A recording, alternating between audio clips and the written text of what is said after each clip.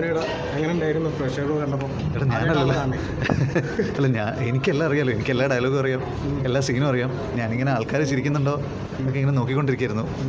Okay എന്ന് തോന്നുന്നു. അപ്പോൾ ഒത്തിരി ഇമോഷണൽ സീനുകളൊക്കെ ഉള്ളൊരു പടമാണല്ലോ.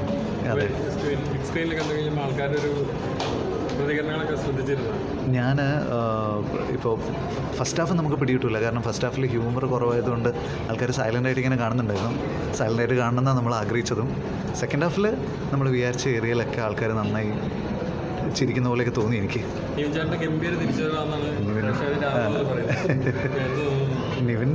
നിവിൻ പൊളിയാണല്ലോ, അവൻ ഇവിടെ ഇല്ല. അല്ല, അയ്യോ അങ്ങനെയൊന്നുമല്ല. അവനുള്ളത് നമ്മുടെ സിനിമയ്ക്ക് ബലമാണ്. അപ്പോൾ ഞാൻ അതുകൊണ്ട് അങ്ങനെ, അവൻ ടെറിഫിക് ആക്ടറാണ്. അവൻ്റെ ടൈമിംഗ് ഒക്കെ വേറെ ആർക്കും ഇല്ല. അത് ഞാൻ മുമ്പും പറഞ്ഞിട്ടുണ്ട്. ഈ ദാസനും വിജയം കോമ്പോ തിരിച്ചുകൊണ്ടുവന്നു. ലാലേട്ടനെ ശ്രീനിവാസനെ ഓർപ്പിക്കുന്ന ഒരുപാട് രംഗങ്ങൾ അതിൽ കണ്ടിട്ടുണ്ടെന്ന് പറയുന്നത്. അല്ല, അതുകൊണ്ടൊന്നുമല്ല, നമുക്ക് അവരോടുള്ളൊരു ആ കോമ്പിനേഷനോടുള്ളൊരു ഇഷ്ടമുണ്ടല്ലോ. അപ്പോൾ ഇവർ രണ്ടുപേരും കിട്ടിയപ്പോൾ ഞാനത് എനിക്ക് പറ്റുന്ന രീതിയിൽ യൂസ് ചെയ്തെന്ന് മാത്രമേ ഉള്ളൂ. ഓക്കെ, ശരി, ഓക്കെ.